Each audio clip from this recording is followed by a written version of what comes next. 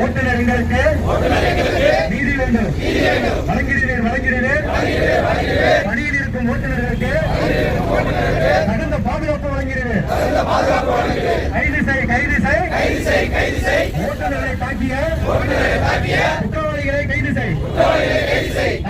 தாக்காதே. ஓட்டுநர்களை தாக்காதே. வேண்டும். ஓட்டுநர்களுக்கு பாதுகாப்பு சட்டம் வேண்டும். அமைக்கிறேன். ஓட்டுநர்களுக்கு தனி நல வாரியம் அமைக்கிறேன். பாதுகாக்கிறேன். ஓட்டுநர்களை பாதுகாக்கிறேன். தமிழக அரசை காவல்துறையே நம்பிக்கை கூட உங்களை நம்பி வரும் ஓட்டுநர்களுக்கு உண்மையான நம்பிக்கை நண்பன் என்ற நம்பிக்கையை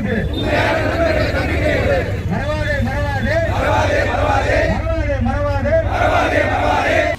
தமிழ்நாடு அனைத்து மாவட்ட ஓட்டுநர்கள் மற்றும் அமைப்பு சாரா தொழிலாளர்கள் தொழிற்சங்கம் சங்கத்தில் பயணிக்கக்கூடிய நிர்வாகிகள் மற்றும் உறுப்பினர்கள் அனைவருக்கும் என்னுடைய பணிவான வணக்கம்.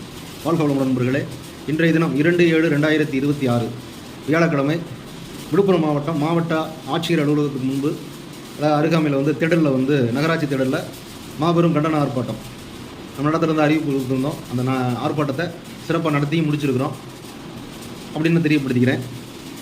காலையில் ஒரு 9 மணி வாக்கில் எஸ்பி அலுவலகத்திலேருந்து ஃபோன் தொடர்பு கொண்டாங்க. இந்த ஆர்ப்பாட்டம் குறித்து உங்களோட எஸ்பி பேசணும்னு சொல்லியிருக்கிறாரு அப்படின்னு சொல்லிட்டு அதுலேயே நம்ம பாதி வெற்றி அடைஞ்சிட்டோம்.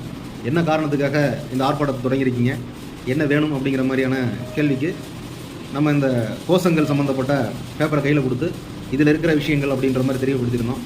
எங்ககிட்டேருந்து நீங்கள் என்ன எதிர்பார்க்குறீங்க, இந்த விழுப்புரம் மாவட்டத்திலேருந்து நீங்கள் எதிர்பார்க்கக்கூடிய விஷயம் என்ன அப்படின்ற மாதிரி கேள்வி கேட்டிருந்ததில் 22ஆம் தேதி ஆம்னி பஸ் பேருந்து ஓட்டுநர் 2 பேரை தாக்கிய குற்றவாளிகளை இதுவரை கைது செய்யாதது ஏன்? அதே போல் அந்த குற்றவாளிகளை திருவடைநல்லூர் காவல் நிலையம் வரை அழைத்து விட்டது நாங்கள், அவர்களை அப்போதே கைது செய்யாதது ஏன்? இது குறித்த 2 விஷயத்தை பற்றி நம்ம பேசியிருந்தோம். அதில் குற்றவாளிகளை தேடிக்கிட்டு இருக்கிறது உண்மை. ஏற்கனவே டிஐஜி சார் நமக்கு 2 நாள் டைம் கேட்டிருந்தார். அடுத்த நாளே ஒரு நபரை அரெஸ்ட் பண்ண தான் நமக்கு தகவல் கொடுத்துருந்தாங்க. அவருக்கும் 44 செக்ஷனில் பெயிலில் விட்டாங்க. அதாவது கேஸ் இருக்கும் ஒரு பேரில், ஆனால் கைது பண்ண மாட்டோம் அப்படிங்கிற மாதிரி. A1 குற்றவாளியாக ராஜேஷ் அப்படிங்கிறவரை தான் அறிவிச்சிருக்காங்க. இந்த பஸ்ஸில் கண்ணாடி உடைச்சது கருப்பு கலர் டிஷர்ட் போட்டிருந்தார் இல்லைங்களா, அவர் தான் நம்பர் 1 அக்யூஸ்ட்.